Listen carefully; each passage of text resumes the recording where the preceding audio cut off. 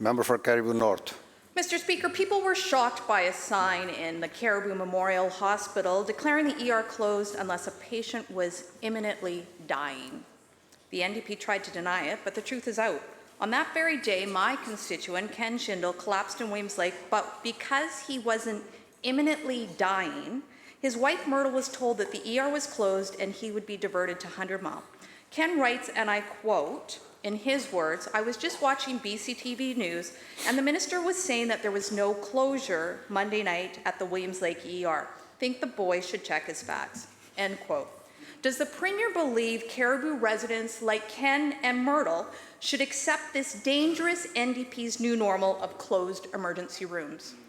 Minister of Health. Well, thank you, Honourable Speaker, and there is no accepting of that. In fact, Honourable Speaker, we put in place in September a group of doctors to support emergency rooms across BC. We've made changes through Health Match BC, build a group of nurses who travel to support emergency rooms in BC in specific cases, and that includes in the Caribou, Honourable Speaker. We're supporting emergency rooms through, for example, transformative APP contracts in communities such as Oliver, such as Merritt, such as Salmon Arm, to support communities in BC. So, Honourable Speaker, I would say we've discussed the issue of the closure of the Williams Lake Hospital emergency room. There was no closure.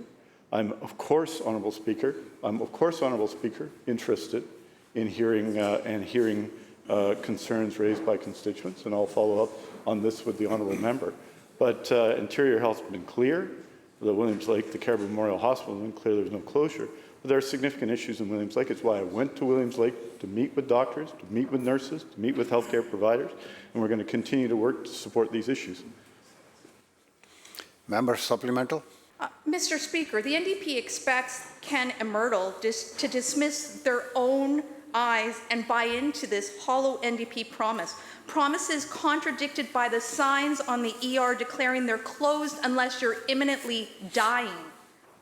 Ken, having endured this nightmare, warns, and I quote, "If the minister says that the ER wasn't closed, he better check his facts, because Myrtle and I will say the truth," end quote. Why does the Premier expect Ken and Myrtle to trust his government's rhetoric over their first-hand experience with the NDP's new normal of failing health care? Minister of Health. Honourable Speaker, of course we've checked the facts. And of course, Honourable Speaker, an extraordinary effort, I think, is being made to support, in particular, rural emergency rooms across BC. That means new contract arrangements. That means pools of doctors and nurses supporting communities.